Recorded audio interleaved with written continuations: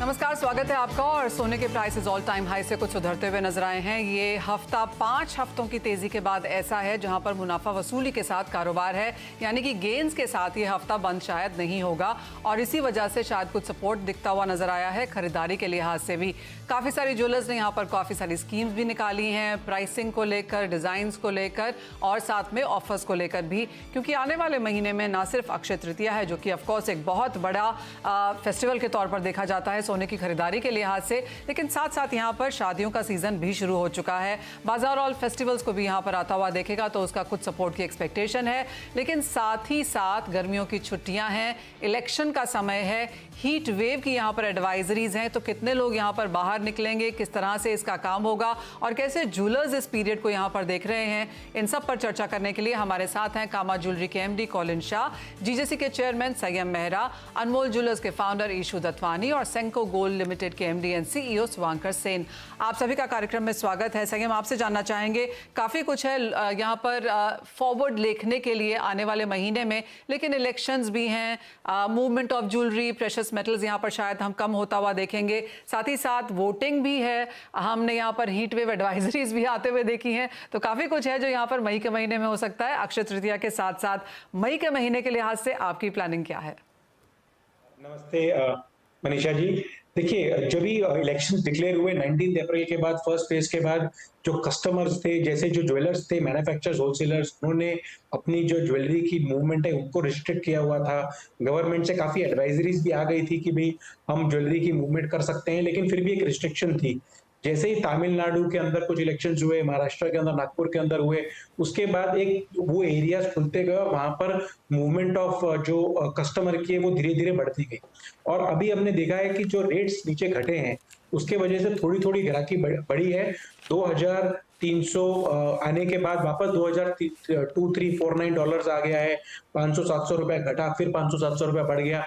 तो अभी ऐसा लग रहा है कि भाव आगे आने वाले टाइम में थोड़ा घटेगा जरूर, लेकिन 10 मई तक यही प्राइस रेंज रहेगी। इस वजह से कंज्यूमर्स वापस दुकानों के अंदर आ रहे हैं, अपनी प्लानिंग कर रहे हैं, जो भी ज्वेलरी है उसकी बुकिंग, फॉरवर्ड बुकिंग हो रही है। और आने वाले टाइम के अंदर जब अक्षय तृतीया आएगा, लास्ट ईयर हमने देखा है कि हर साल Akshaya Tritiya any time 20 to 25 ton के बीच में अक्षय तृतीया के दिन के अंदर सेल्स होती है। इस साल भी वो बरकरार रहेगा, 20 to 22 टन के आसपास सेल्स रहेगी। और अभी भी बाइंग अगर करनी हो कोई कंज्यूमर को तो करने में कोई प्रॉब्लम नहीं है। थोड़े से भाव घट सकते हैं, लेकिन लॉन्ग टर्म इन्वेस्टमेंट के हिसाब से और बाइंग के हिसाब से, चाहे वो ब्राइडल ज्वेलरी के हिसाब से हो या फ्यूचर में 3-4 महीने बाद के अंदर कोई इवेंट हो उसके हिसाब से हो, तो बाइंग अभी भी टाइम पर अच्छी रहेगी। संयम, आपने कहा कि 20 से 25 टन यहाँ पर हर साल बिकता है अक्षय तृतीया के समय में, और वही आप इस बार भी आता हुआ देखेंगे, तो वॉल्यूम आपको लगता है वही की वही रहेगी, लेकिन वैल्यू में एब्सोल्युटली बहुत ज्यादा इजाफा देखने को मिलेगा पिछले साल के मुकाबले? यस, देखो, हमेशा हम सोचते हैं कि अप्रिशिएटिंग वैल्यू है उसके अंदर ही लोग ज्यादा से ज्यादा इन्वेस्ट करते हैं। जब आप देखेंगे कि जो ऊपर का प्राइस रेंज है 20 लाख से लेके जो 60 लाख की जो बाइंग होती है, उसके अंदर ज्यादा कस्टमर इफेक्टेड नहीं होता, बोलता है कि लाख, 2 लाख, 3 लाख ज्यादा हो जाएगा, उसमें चल जाएगा। और जो 1 लाख टू लेके 3 लाख की प्राइस रेंज है उसके अंदर वो कैश वैल्यू गिनता है कि भाई 3 लाख का जेब में लेकर आए हैं, 4 लाख का जेब में लेकर आए हैं, तो उसके अंदर ज्यादा नहीं आता। इसलिए मैं कह रहा हूँ, फॉर एग्जांपल लास्ट ईयर हमने अपने आप कहा था कि 23 टन के आसपास या 22 टन के आसपास की सेल्स है। अगर उसको आप 5-7% कम भी करते हैं तो भी इसके अंदर मार्जिनल डिफरेंस करके 1-1.5 टन का डिफरेंस, वेरिएशंस उस तरीके से बनते हैं। तो मुझे नहीं लगता कि इस साल के अंदर ही बाइंग अच्छी रहेगी, ज्यादा वेरिएशन नहीं रहेगा। लोगों का ट्रस्ट गोल्ड के ऊपर बढ़ता जा रहा है। अभी भी जैसे आप देखेंगे, आपके चैनल पे भी चल रहा है कि सोना आने वाले टाइम के अंदर $2600, $3000 हो जाएगा। 2 साल के अंदर 1 लाख, 1 करोड़ रुपया 1 किलो का हो जाएगा। तो ये सब कंज्यूमर के माइंड में चल रहा है। तो उसके हिसाब से जो बाइंग है इन्वेस्टमेंट स्वरूप से और वेयरिंग स्वरूप से, यूजेबल स्वरूप से, वो सेम बरकरार रहेगी, क्योंकि जो ट्रस्ट फैक्टर है कंज्यूमर का वो बढ़ते जा रहा है।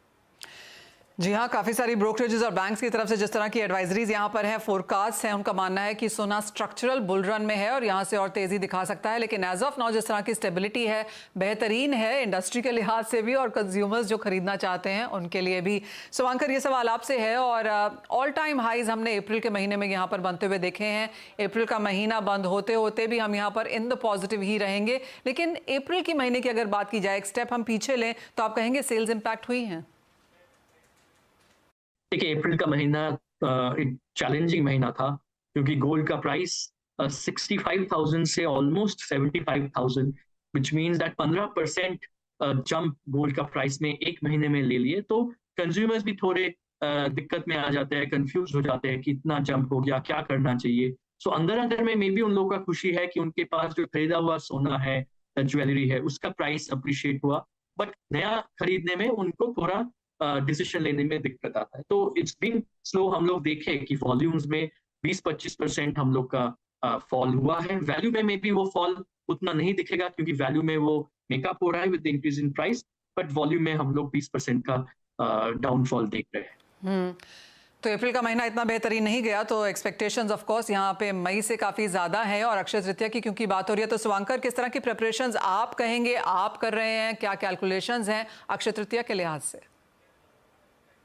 सो अक्षय तृतीया को फोकस में रखते हुए हम लोग नए बैंगल्स के कलेक्शंस डिजाइन्स लॉन्च किए। We called it the circle of life, because जो हम लोग का बैंगल्स है, हम लोग का कारीगर जो बनाते हैं बंगाल में स्पेशली, वो बहुत ही यूनिक डिजाइन होते हैं। और आज के दिन गोल्ड का प्राइस बढ़ने के लिए we have to make it light weight. 10 gram, 15 gram, 12 gram में सुंदर सुंदर सा बैंगल्स फॉर डेली वेयर के लिए हो या ओकेशंस के लिए हो। फिर डायमंड ज्वेलरी में भी ब्रेसलेट्स एंड एवरीडे वेयर, अभी जो यंग जनरेशन है उनको स्लीक प्रोडक्ट, स्लीक डिजाइन चाहिए, तो उस हिसाब से हम लोग डायमंड और प्लैटिनम में डिजाइन बना रहे हैं।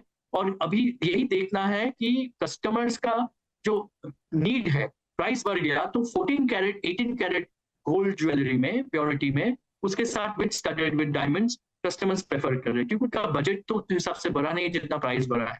तो वो दिमाग में रखते हुए light weight jewellery, everyday where, sleek jewellery, इसके ऊपर हम लोग फोकस करें। ओके कॉलिन, आप किस चीज पे यहाँ पर फोकस करेंगे? और आप भी कहेंगे अप्रैल का महीना तो बहुत बेहतरीन नहीं गया, लेकिन मई से एक्सपेक्टेशंस अच्छी खासी हैं।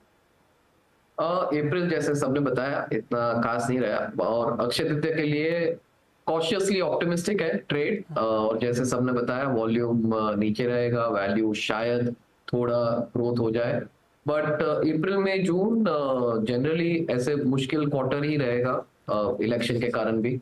और जुलाई अगस्त सितंबर जैसे हम जानते हैं वो श्राद्ध और बहुत सारी monsoon, so it's always traditionally slow ही रहा है। और अक्टूबर टू मार्च पिकअप होके जो ग्रोथ इंडस्ट्री का आना है तभी आएगा। इशू आप कैसे देखते हैं आने वाले समय को अब यहाँ से, क्योंकि गोल्ड प्राइसेस में कुछ स्टेबिलिटी जरूर देखने को मिली है। एक व्यू पॉइंट ऑफ कोर्स ये बनता हुआ नजर आया है कि ये स्टेबिलिटी, और जब फेड कट्स आएंगे हम second half of this year में बनते हुए, तो एक बार फिर से यहाँ पर उछाल देखने को मिलेगा। तो कंज्यूमर्स के माइंड में अब यहाँ पर क्या है, और आपको लगता है खरीदारी करने के लिए वो लौटेंगे? तो मेरा जो व्यू है is absolutely contrary to the other panelist.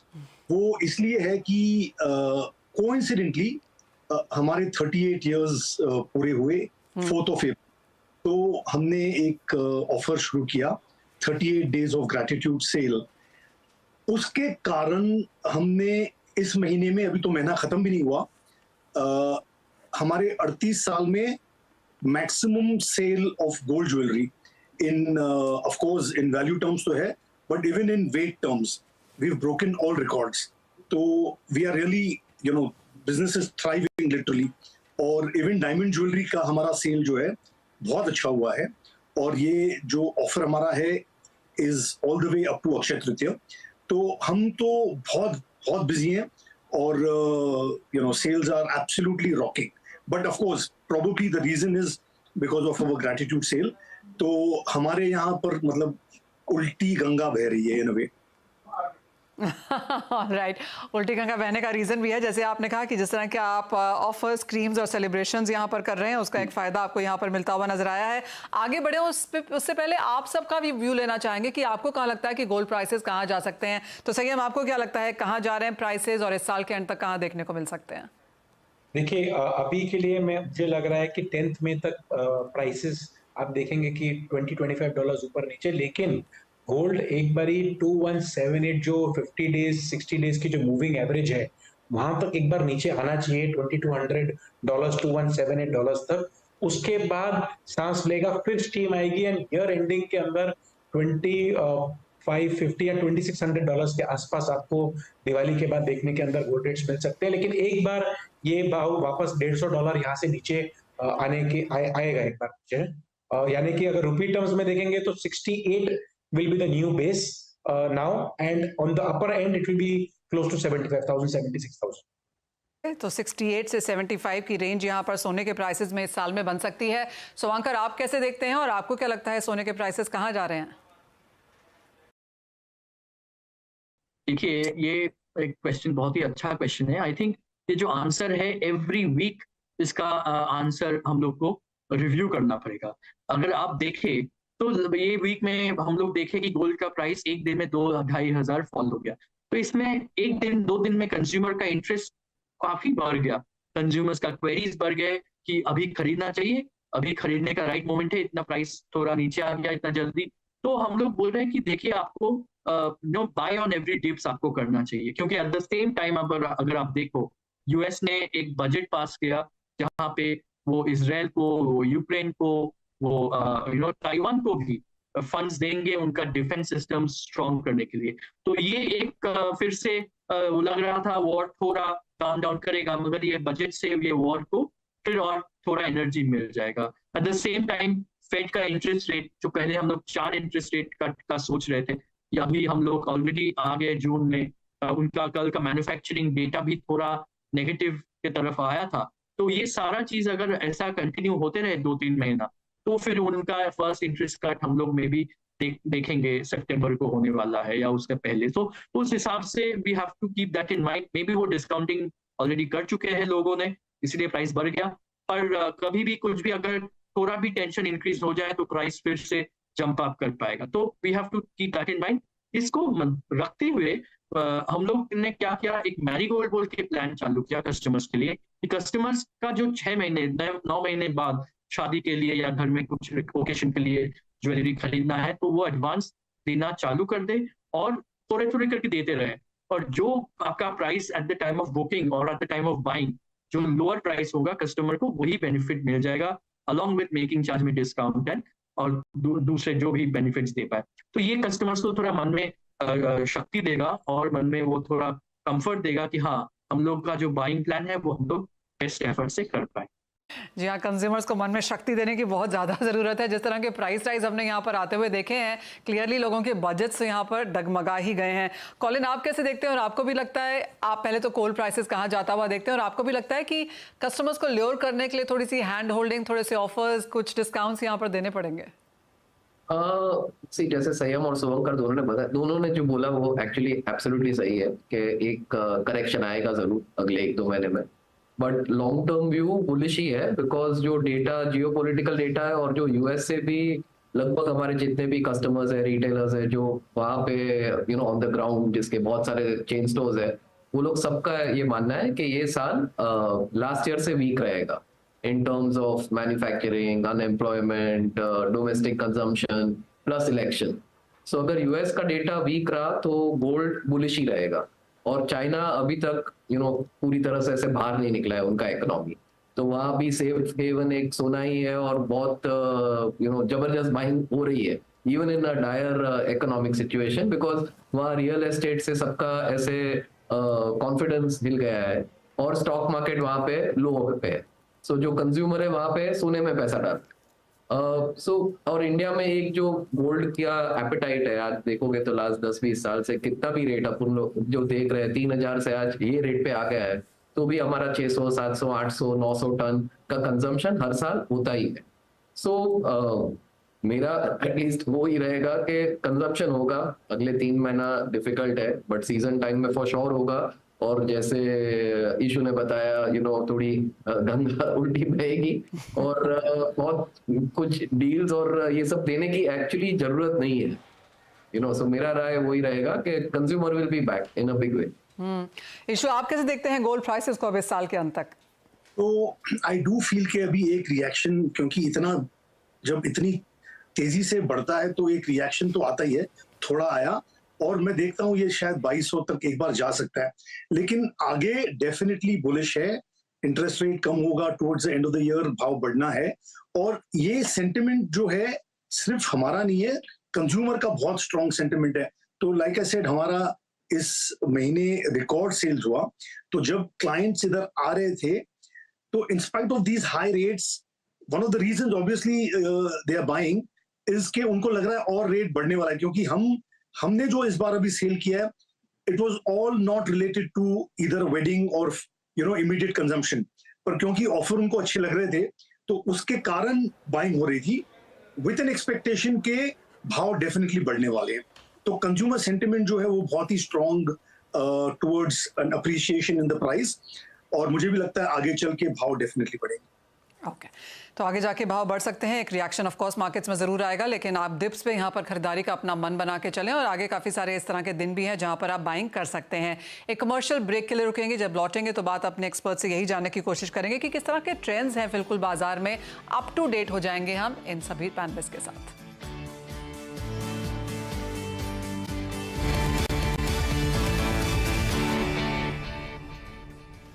हर साल, हर सीज़न, हर त्यौहार पर हम देखते हैं कि ज्वेलर्स की तरफ से यहाँ पर नए लॉन्चेस, नए डिज़ाइंस और नए थीम्स आते हैं। टेम्पल ज्वेलरी एक समय पे बहुत चलती थी, फिर पोल्की बहुत ज़्यादा चली, उसके बाद सॉलिटर्स हमने यहाँ पर बनते हुए देखे। डायमंड्स में लोगों का इंटरेस्ट है क्योंकि प्राइसेस यहाँ पर ठीक ठाक हुए। लैब ग्रोन डायमंड्स का चैनल पिछले कुछ सालों में हमने यहाँ पर अब आता हुआ देखा है। शुभांकर, अब आप यहाँ पर किस तरह के ट्रेंड्स बनते हुए देख रहे हैं इस साल के लिए?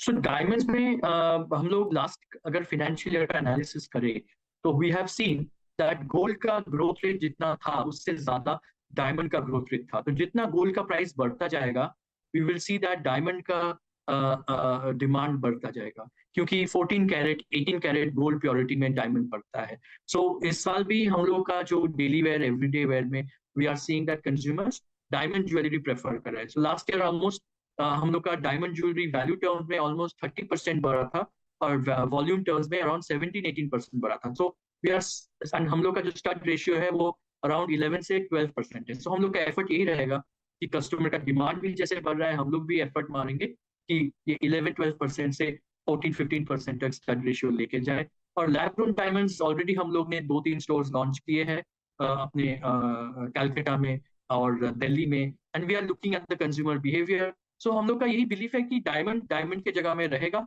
और लैब ग्रोन डायमंड जो थोड़े फैशन के लिए, थोड़े स्पेशल ओकेशंस के लिए, not the anniversaries and weddings, पर जो दूसरे तरीके से कोई पार्टी में जाने के लिए, तो लोग ने 50,000, 1 लाख, 1.5 लाख के अंदर जो बड़े साइज के डायमंड है वो लैब ग्रोन में खरीदेंगे। तो काफ़ी सारे चलन यहाँ पर हैं, और ऑफ कोर्स सोने में जो प्राइसेस बढ़े हैं, लोगों का झुकाव यहाँ पर डायमंड्स की तरफ तो आया ही है। कॉलिन, आपने यहाँ पर किस तरह के ट्रेंड्स देखे हैं, क्या ऑब्जर्वेशंस हैं, और इस साल के लिए आपके क्या प्लान्स हैं?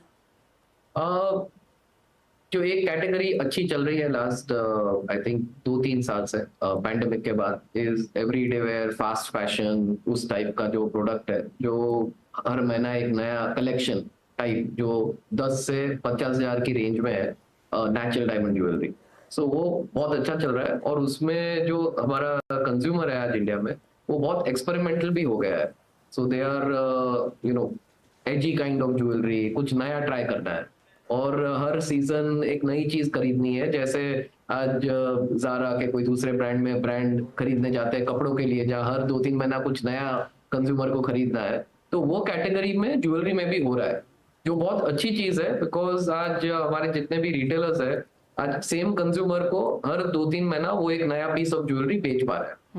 एवरीडे वेयर जो कैटेगरी है उसमें बहुत अच्छा and high double digit kind of growth हम लोग देख रहे हैं, और उसमें तीनों कैटेगरी चल रहा है। एक है नेचुरल डायमंड भी बहुत अच्छा चल रहा है, लैब ग्रोन भी अच्छा चल रहा है, और जो एक ट्रेंड देख रहे हैं स्पेशली जो 2-3 बड़ी शादियां हुई है अगले लास्ट 3-4 महीने में, उससे एमरल्ड्स और रूबी सफायर पे भी बहुत अच्छा ऐसे ट्रेंड आ गए, स्पेशली एमरल्ड्स।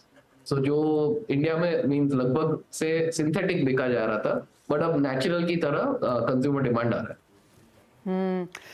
एब्सोल्युटली, और ट्रेंड्स यहाँ पर लगातार चेंज भी होते रहते हैं। इंटरेस्टिंगली, जैसे आपने कहा कॉलिन, कि अब लोग लाइट वेट ज्वेलरी लेकिन मोर ऑफन उसे अपग्रेड करना चाहते हैं, चेंज करना चाहते हैं, नया खरीदना चाहते हैं, डिफरेंट ओकेजन्स पे डिफरेंट चीज़ें पहनना चाहते हैं। वो एक चीज़ डेफिनेटली यहाँ पर इंडियन मार्केट्स में बनते हुए नजर आई है। इशू, आपका क्या व्यू है? क्या आपने भी वही ऑब्जर्व किया है अपने कस्टमर्स के थ्रू? तो एक तो जो डायमंड ज्वेलरी के कस्टमर्स हैं मेरा मानना है कि वो मैच्योर हुए हैं और हो रहे हैं। मतलब आई हैव सीन 38 साल से मैं इस लाइन में हूँ और अनमोल एग्जिस्ट फॉर 38 इयर्स। तो पहले जो पर कैरेट प्राइस ब्रेकअप वगैरह चलता था, अभी करीब 85% of our clients don't even bother to ask for a breakup. तो जो मैच्योरिटी इंटरनेशनल मार्केट्स में है वो यहाँ पर भी आ रही है। Of course people do look at the value to look ratio, कि भाई ये इतने की लगती है या नहीं, that is of course important. तो जहां पर गोल्ड में price is a very important factor और प्राइस कितना बढ़ने वाला है वो एक इंपॉर्टेंट फैक्टर है। डायमंड ज्वेलरी में वो फैक्टर नहीं है। डायमंड ज्वेलरी में लुक इज मोर इंपॉर्टेंट। और अभी तो ऐसा हो गया है कि for a client who spending say for example 3 lakh rupees, तो उसको डायमंड ज्वेलरी में लुक और बेटर दिखता है गोल्ड के, when you compare it to gold. तो वो एक एडवांटेज है। और मैच्योरिटी डेफिनेटली आ रही है in the diamond jewelry segment. As far as lab grown is concerned, हम तो lab grown करते ही नहीं है। और शुरू में clients जब आते थे उनके दिमाग में ये एक कश्मकश चलता था कि are we doing the right thing by buying diamond jewelry or natural diamond jewelry? पर अब वो मैंने देखा काफी हद तक वो अभी प्रॉब्लम नहीं है। वो एक अलग क्लाइंट बेस जो for destination for other things वो लोग लैब ग्रोन लेंगे। पर हमारे जो क्लाइंट्स हैं वो हमको लैब ग्रोन के लिए वो दे डोंट इवन आस्क, मतलब they are very happy and satisfied with natural diamonds and the maturity is definitely there. Absolutely. Sanyam, आपने क्या यहाँ पर वॉच किया है और आपको क्या लगता है? ऑफ कोर्स जो एमआरपी की बात है कि ज्वेलरी एमआरपी पे बेची जाए वो एक बहुत लॉन्ग स्टैंडिंग डिबेट है जिसके बारे में ऑफ कोर्स हम कभी और बात करेंगे, लेकिन आने वाले सीजन के लिए आपको क्या लगता है कि क्या यहाँ पे ज्यादा वर्क करेगा? देखिए, ऑलवेज अब हम देखेंगे कि 75% गोल्ड ज्वेलरी बिकती है और 25% डायमंड ज्वेलरी बिकती है। गोल्ड के अंदर भी हमने देखा है, when we are dealing with 5000 to 6000 retailers in the country की चेन्स, बैंगल्स की, येलो ज्वेलरी की सेल्स ज्यादा होती है। उसके अंदर भी सेक्टोरियल होता है, नॉर्थ साउथ ईस्ट वेस्ट। तो अगर हम देखेंगे कि ईस्ट साइड पे आप देखेंगे तो यूपी हो गया, बिहार हो गया, झारखंड हो गया, वेस्ट बंगाल हो गया, उसके अंदर येलो ज्वेलरी प्रीडोमिनेंटली चलती है, मुंबई की बनी हुई ज्वेलरी चलती है, कलकत्ता की हैंडमेड ज्वेलरी चलती है, लाइट वेट हो गई अभी ज्वेलरी। यूपी और बिहार के अंदर, झारखंड के अंदर जितने भी रिटेलर्स हैं, भाव बढ़ने की वजह से अभी 18 कैरेट गोल्ड की ज्वेलरी ज्यादा मांग रहे हैं। जो नॉर्दर्न साइड है, जो पंजाब, हरियाणा, जम्मू कश्मीर, दिल्ली है, वहां पर रोज गोल्ड की ज्वेलरी है, आज भी उसकी डिमांड ज्यादा है। रोडियम की ज्वेलरी ज्यादा चल रही है। उसके अंदर भी अभी राजकोट के जो लाइट वेट इयरिंग्स आते हैं उसकी डिमांड है। साउथ जोन के अंदर आप चले जाएंगे, उसके अंदर लोगों के पास इन्वेस्टमेंट फैक्टर के अंदर 8, 12, 16, 24 ग्राम्स के अंदर जो रेंज आती है बाइंग की, उसके अंदर उनकी रुचि ज्यादा रहती है। जब ये गर्ल चाइल्ड बॉर्न होती है तभी से ही उनका जो घर का जो फादर है वो 4 ग्राम्स 8 ग्राम्स बर्थ से चालू कर देता है बाइंग करना। उनके यहाँ पर वेट का कोई प्रॉब्लम नहीं है। तो येलो ज्वेलरी जो वेट के अंदर है 22 कैरेट है, उसके ज्यादा सेल्स आती है। तो ओवरऑल इंडिया के अंदर भी वी विल गो टू सी की चेन्स, बैंगल्स, येलो ज्वेलरी की अभी बहुत अच्छी डिमांड है। आने वाले टाइम के अंदर से पहनने के हिसाब से जो डिजाइनर ज्वेलरी है वो भी अच्छी चल रही है। जो एंटीक कुंदन जड़ाऊ की जो ज्वेलरी है लाइट वेट, लेकिन जिसकी वेट रेंज है 30 ग्राम to 50 ग्राम्स, उसकी भी अच्छी है। तो ये देखते हुए लगता है कि आगे आने वाले टाइम के अंदर जितनी इनोवेशंस करेंगे उतनी सेल्स की ज्यादा बढ़ोतरी होगी। एब्सोल्युटली। तो चाहे टेम्पल है, पोल्की है, कुंदन है, सॉलिटर्स हैं, नेचुरल्स, एमरल्ड्स, रूबीज, लैब ग्रोन्स, यानी काफ़ी कुछ है यहाँ पर चूज करने के लिए और काफ़ी सारी तैयारी आने वाले समय के लिए ज्वेलरी एज अ सेक्टर की तरफ से हम यहाँ पर बनता हुआ भी देख रहे हैं। बहुत शुक्रिया आप सभी का आज साथ जोड़ने के लिए और आशा करते हैं कि आपकी सेल्स अच्छी खासी हों, लोग बहुत सारा सोना खरीदें और उनके भी पैसे बने, क्योंकि एब्सोल्युटली प्राइसेस ऊपर जाने की एक्सपेक्टेशन यहाँ पर मार्केट्स को है ही। लेकिन फिलहाल इस कार्यक्रम में इतना ही समय है, हमें दीजिए इजाजत। आप बने रहिए CNBC आवाज पर।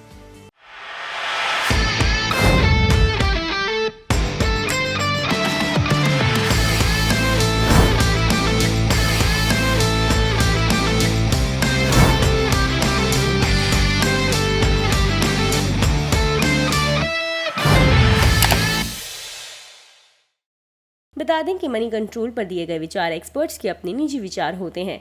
वेबसाइट या मैनेजमेंट इसके लिए उत्तरदायी नहीं है।